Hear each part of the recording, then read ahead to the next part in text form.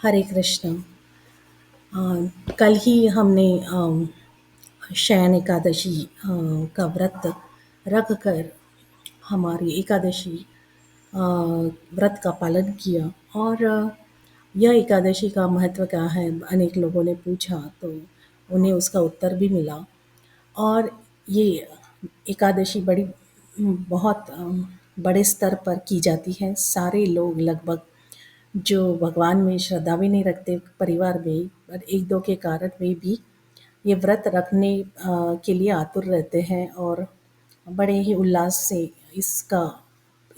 इसका पालन करते हुए पूरा दिन बहुत ही उल्लास में जाता है। तो अ, यह एकादशी का महत्व क्या है? शयन एकादशी क्या है? शयन शब्द से तो कुछ निद्रा के बारे में कोई संबोधन का ज्ञान होता है। तो शयन एकादशी पहले दिन, चातुर्मास के पहले दिन, उस दिन से चातुर्मास प्रारंभ होता है। ये चातुर्मास तब तक तो सबको पता है। इतना ही हमें पता है कि भगवान श्री योग निद्रा में चले जाते हैं और फिर 4 महीने के बाद कार्तिक मंथ में ये एंड होता है।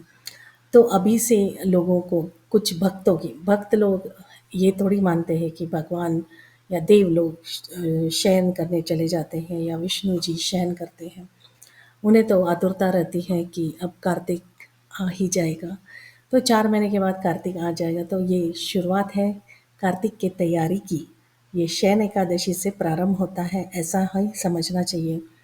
और ना कि भगवान या देव लोग सब सो गए तो अब हमें क्या कार्य, हम आलस्य से भरे पड़े और अपना नित्य क्रम जो है सेवा का, वो उसमें थोड़ा ढीला कर दे, क्योंकि वैसे भी विष्णु जी तो सोए हुए हैं, सारे देव सो गए हैं 4 महीने सोएंगे।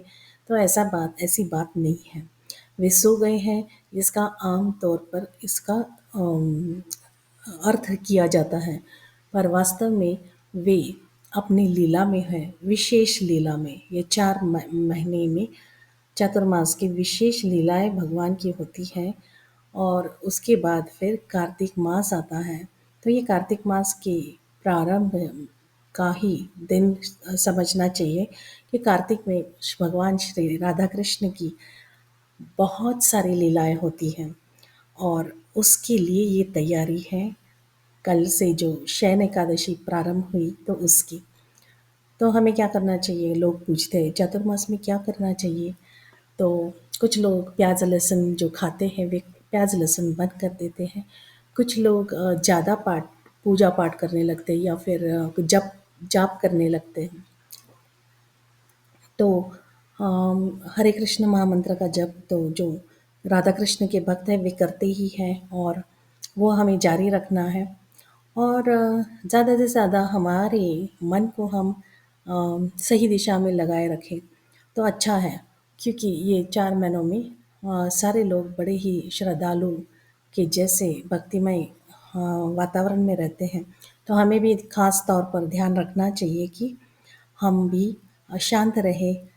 कोई कोई बात हो तो हमें क्रोधित नहीं होना चाहिए और कम बोलना चाहिए, जिससे सारा ये उम, काल हमारा सफल हो और कार्तिक की शुरुआत अच्छी मंगलमय हो, जब भगवान की सेवा उस दिनों में हमें प्राप्त हो।